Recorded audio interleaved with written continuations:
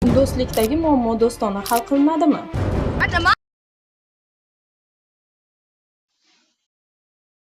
Do'stlanadimi? Nima bu? Bu dehqon bozorini ko'rsan? Bizlar kun ko'ramizmi yo'qmi sen? Dehqon bozor senikimi? Kimsan sen dehqon bozorini yopib o'tirishga?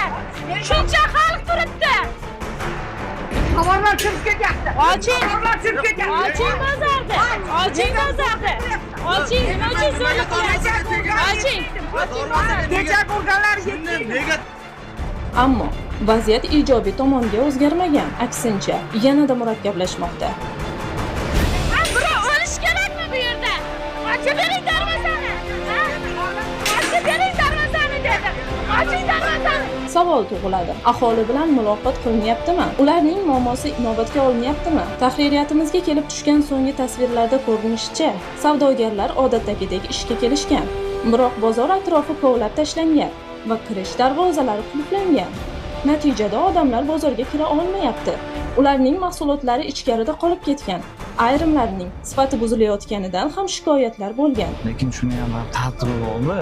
Eshityapmiz, gvardiya kelib sudlar olib chiqib tashadi, prokuror olib chiqib tashadi, xodimlar bosim qilyapti degan narsalar bor ekan. Endi siz bilmaysiz-ku, misol bular bilan ertalabdan kechgacha yurmaysiz.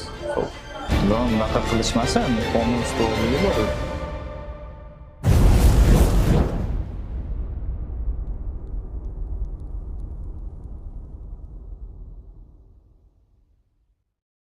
Avvalroq Effekt.uz Jizzax viloyatidagi do'stlik bozori buzilishi bilan bog'liq vaziyatni yoritgan edi. Tadbirkorchi, men 30 yildan beri savdo qilaman. Nahotki mening o'z bitta do'konim buzilib ketib, men boshqa odamlar, boylarga borib qilishim kerakmi? Hozir boy kambag'al bo'lib qolyapti. Ishsizlik ko'payapti deb o'ylayman.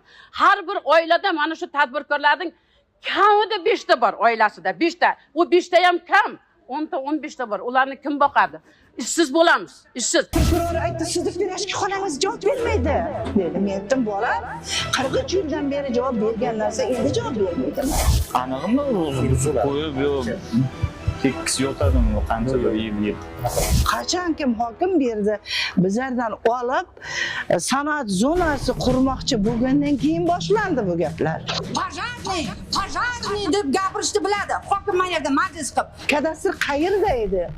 Bozorkom qayerda edi? Bu hokim bitta bozorga emas, butun do'stlikni domdagilarga ham bozorga ham yopishib ketdi bu hokim. Shu vaqtgacha bo'lib kelgan dehqon bozori endi yo'q. Ismat Qarshiboyev degan keldida savdo qilayotgan joyimda